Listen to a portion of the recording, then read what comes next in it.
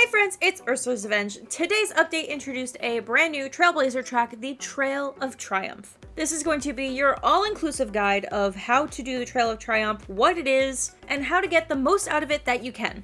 Let's get started. But first, how do you access the Trailblazer track? On the bottom right of your screen, you'll notice a little compass icon. That is the icon you're looking for. On mobile, it'll be on the upper left next to the chat icon. On desktop though, you can also press the number 2 and it should open the menu. So, what exactly is the Trailblazer track? It's essentially a free battle pass for Star Riders to give rewards just by playing the game. I do say it is for Star Riders. Non-Star Riders can earn points on the Trailblazer track, they just can't actually claim the rewards for whatever they unlock.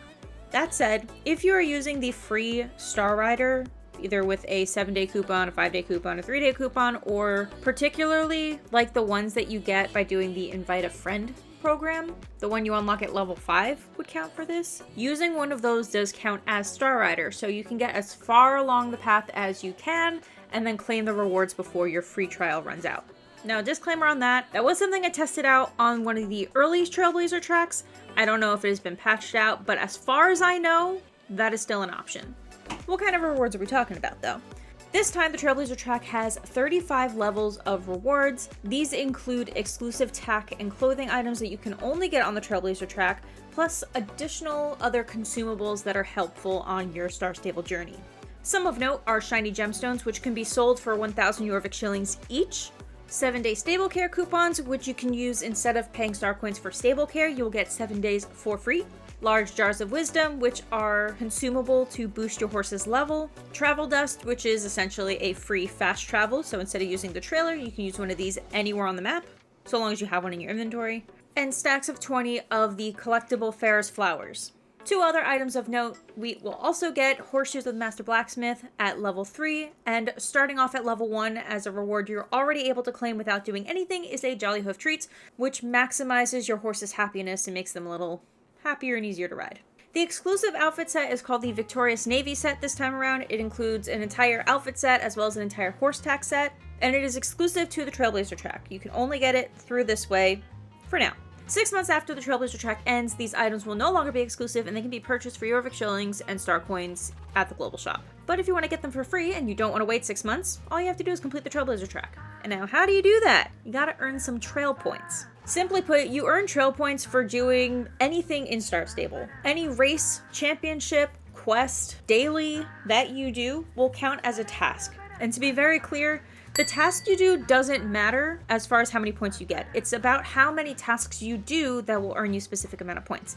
In the little question mark in the upper corner, there is a helpful FAQ section. On page 2 of that FAQ, there is a very simple breakdown of how you earn points. The amount of activities you complete in a day will determine how many points you earn. So looking at the chart, your first 4 tasks or activities will earn you 100 trail points each. The next 5 to 8 will earn you 80 points. The next 9 to 12 will earn you 60 points, and anything beyond 12 tasks, races, quests, anything will only get you 10 points each. 12 might seem like a big number, but you'd actually be surprised how quickly you can do 12 tasks in Star Stable. You can also earn points by collecting gatherables. Gatherables are specifically light, Ferris flowers, recyclables, and your gardening in Valedale, and this time they have also included fossils and archaeology, but specifically the blue, non-extra interesting fossils. If you haven't unlocked fossils and archaeology, I have 3 guides for you. One's for Dino Valley, one's for Epona, and one is how to find all of the fossils in all of the locations. This is a great time to start fossils and archaeology because there's lots of quests involved that will get you Trailblazer points. And once you do eventually unlock archaeology, you're going to be earning money because Epona archaeology is one of the best ways outside of light to make money in Star Stable. If you're interested in more ways to make money in Star Stable, I got another guide. But let's focus on the Trailblazer track. These gatherables that you can collect will earn you 1 point each. And that doesn't seem like a lot, but it does add up, especially when it comes to bonus trail point days. Bonus trail point days are specific days that Star Stable will give us a little boost in how many points that we earn.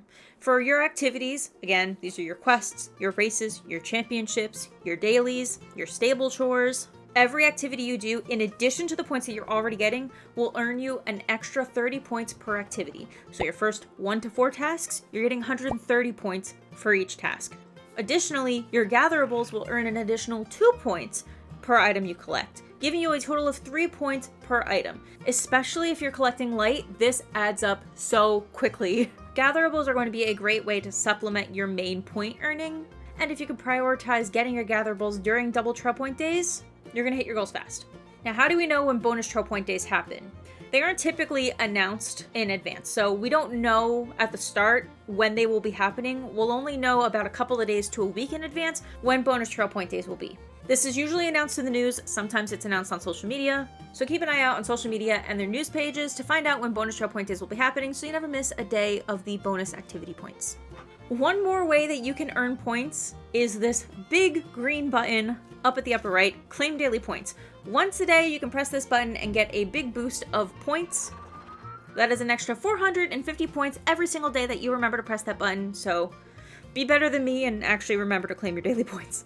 Now, once you've actually earned enough rewards to unlock one of the items along the Trailblazer track, all you have to do is press the Claim All Rewards to get the items in your inventory. If you have multiple items to be claimed, you will claim them all at once when you press the button. And finally, the last thing you need to know about the Trailblazer track is when it ends. In this case, it will end on April 2nd. You can see that at the upper left. So, including today, that gives you 28 days to complete the Trailblazer track. So, now that you know what the Trailblazer track is, let's talk about how you can optimize it. I want to preface this section by saying that the Trailblazer track is not a race. It is designed to take you the entire month to complete it, because you're not supposed to rush through it. It's supposed to be like a leisurely process. It gives everyone enough time to complete it, even if you are a little fast, if you're a little slow, if you don't log in every day. Everybody has the opportunity to complete it within 28 days. Basically, the Trailblazer track is just designed to give you rewards for playing the game the way that you do. You don't actually have to try to complete the Trailblazer track if you just play the game normally. That said, I do include this section for people who prefer to know what to expect and know exactly what they need to do in order to actually complete it in the time that they want to complete it. When it comes to optimizing the Trailblazer track, and specifically the way that I explain it in these guide videos, I use what I call the bare minimum method. We're going to talk about exactly what you need to do to complete the Trailblazer track with as little effort as possible. This isn't necessarily the fastest way to complete the Trailblazer track. It's mostly for the people who only have like 10 minutes to log on a day. If we go back and reference the point chart from the FAQ section before, your tasks 1 to 4 will grant you 400 points, 5 to 8 will get you 320 points, and 9 to 12 will get you 240 points. When you add your 450 daily point bonus to that, you get a total of 1,410 points daily. That's minimum effort. Because the first tier is given to us for free, we don't have to earn that first 1,000 points, but we will have to earn 34,000 points to get to the end of 35 tiers. So if you log in every day, get your 1,410 points, and you do that for 25 days, you will complete the entire Trailblazer track. If you start today, the day that I'm posting is, the day that it comes out, March 5th, you will have about 3 extra buffer days just in case you forget to log in one day. If you find yourself logging in for a little bit more time, you can supplement your daily points with additional races and quests, but at that point, I recommend that you run around Hollow Woods and get some light because 1, you're making money, 2, it's quicker to get 10 light than it is to complete 1 race. Now let's say that you've been doing your daily minimum, but you missed a couple days and now you don't know how many points you need to collect per day to finish the Trailblazer track. We have a handy dandy little formula that will tell you exactly how many points you will need per day to complete the Trailblazer track.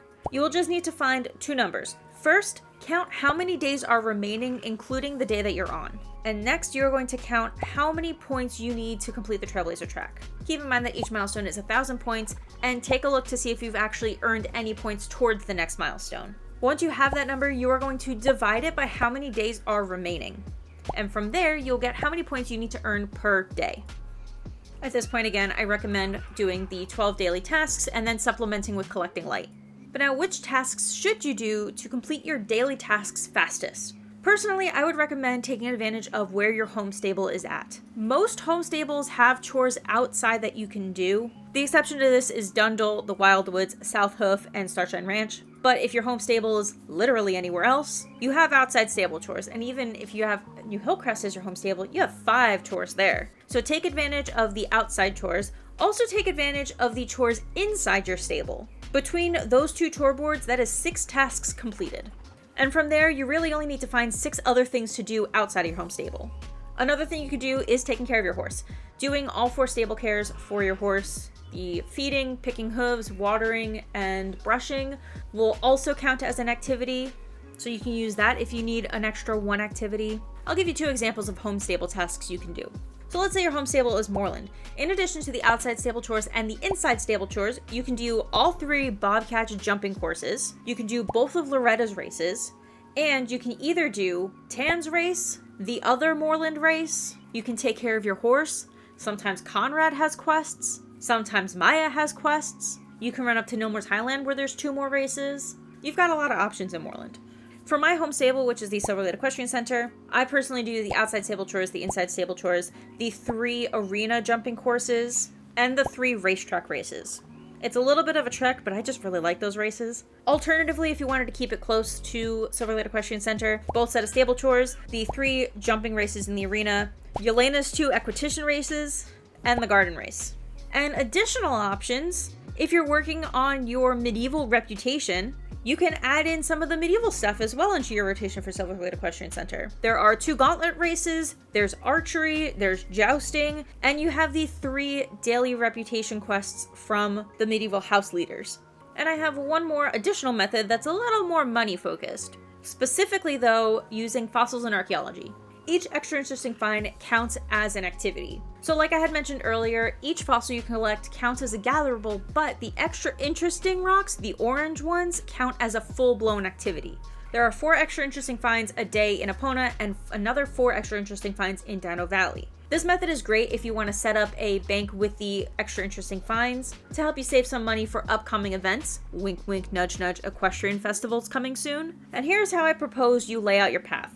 Starting from the Crescent Moon Village side at Shipwreck Shore, you're going to start looking for your extra interesting find there. Then you're going to go look for your extra interesting find at Butter Hill, then Mirror Marshes, and then you're going to pause getting your fossils and take a little detour into New Hillcrest to do the 5 stable chores there. Once you do that, you're going to head to the Old Dews area, find your last fossil, and then jump into the Pandoric portal and head to Dino Valley. From there, you're going to look for your last 4 extra interesting finds in Dino Valley. Again, to find all your fossils, handy little guide right here. So your 4 extra interesting finds in Epona, plus your 4 extra interesting finds in Dino Valley, plus your 5 stable chores, actually gets you a total of 13 tasks. Plus you're collecting your extra interestings, you're making a little safety bank for your festival spending. It's a win-win. At the end of the day, the Trailblazer Track is implemented to reward us for playing the game as we normally do. It's not supposed to be a stressful experience, and you have plenty of time to complete as much as you can. Just focus on what you like to do best, and you should complete it in no time. Anyways, that is it for this video. If you enjoyed it, make sure to leave a like, subscribe, and turn on the notification bell so you never miss another video like this. I do try to cover every Wednesday update and more. Let me know if you have any comments specifically about the Trailblazer Track. If you need help coming up with a quick 12 tasks based off of your home stable, leave all that stuff in the comments, and I will see you all in the next video. Bye!